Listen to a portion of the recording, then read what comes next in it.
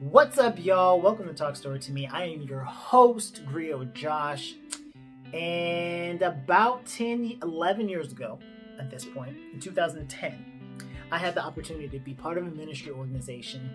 And at one point during it was 5 months, they took us up to Oregon to visit a different base. Now, I thought we're just going to this base basically to see other people, maybe make some new friends, and basically do the same thing up there that we did down here. What I did not know was that the base up there had way bigger grounds than we had. Just so many more acres, I think it was.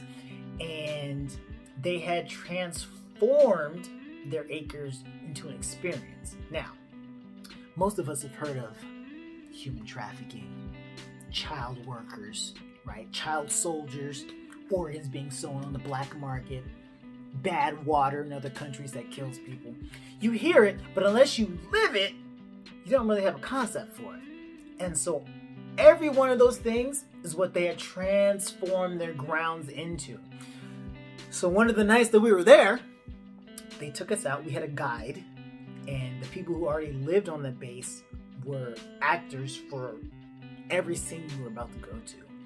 And the guide, also acting, took us to every single station of everything that I just said. That in and of itself is a very long story for a different time. However, one of the most transformative scenes that I experienced that night had to do with human trafficking. And I'll never forget it, and I'll tell it to y'all exactly how it happened. This is no embellishment whatsoever. So we had just left. We went to see child workers who were, underpaid and making stuff. And then I think we went to, we were ushered into like a small shack where only one page of the Bible was allowed. That's all that they had available. Because in some places the Bible is banned. It's contraband. Then we went to see a doctor, basically, who had roofied someone so we could take their organs and then sell it on the black market. Then we had bad water, which it wasn't bad for us, but it tasted like bad water tastes. We had all that, and then we were led to this tent. So mind you, it's nighttime, and we are being forced to play these roles because anytime we tried to talk, the guy would be like, "Shh, we must be quiet." So they walk us into this tent, and in front of us is a guy, and on each side of him are two girls. So where we are, it's like a bunch, it's us, some chairs, and then basically like some wooden blocks that he's got them on. And we're in a tent, and I think there was a fire or like a lantern somewhere nearby because it was dimly lit. And in my group, there were only two guys. It was myself and a buddy of mine. Everyone else was girls. And the dude who was in the tent, basically his job was to sell us the girls in the tent. Not the girls from my team, but the girls that were on the wooden blocks next to him. And so he starts pitching them to us as a group, and we're like, okay, this is weird and disturbing. Like, all right, we get it. But then he singled me out, and he singled the other dude in our group out. He's like, "Yeah, you want this?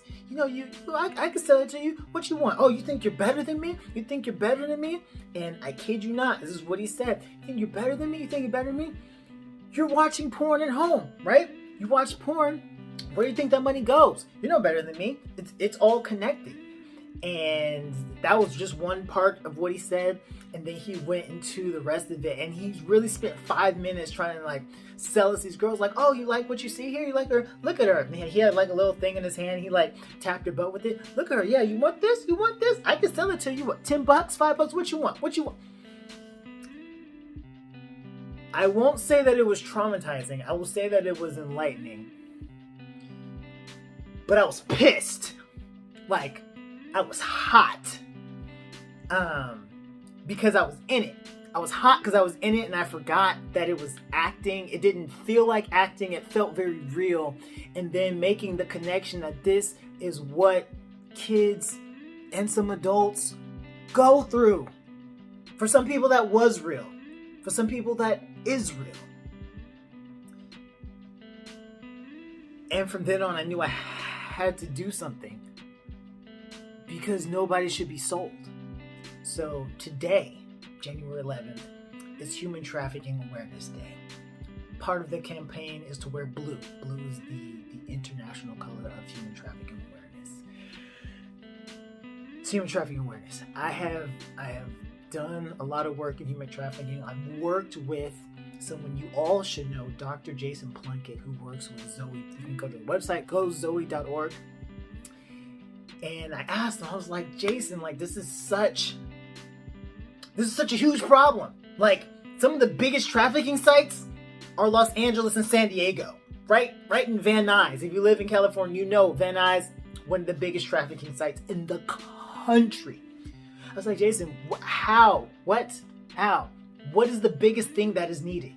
And he says, awareness. He's like, we need people to talk about it, to research, and to talk about it.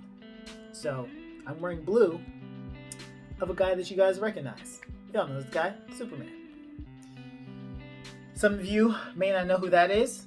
That's Static, superhero. In a time where creating superheroes is popular, where superhero films are doing billions of dollars.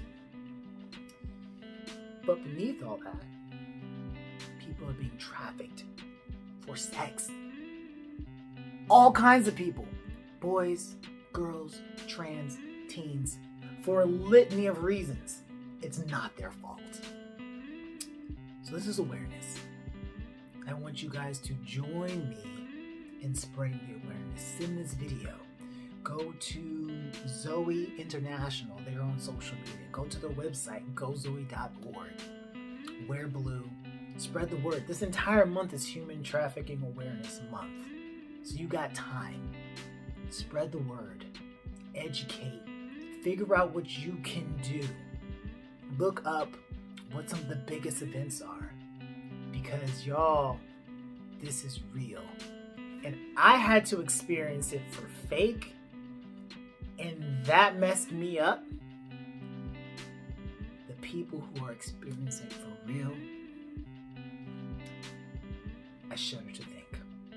So I support Zoe International. I support every organization. I just know Zoe International personally because I've worked with them.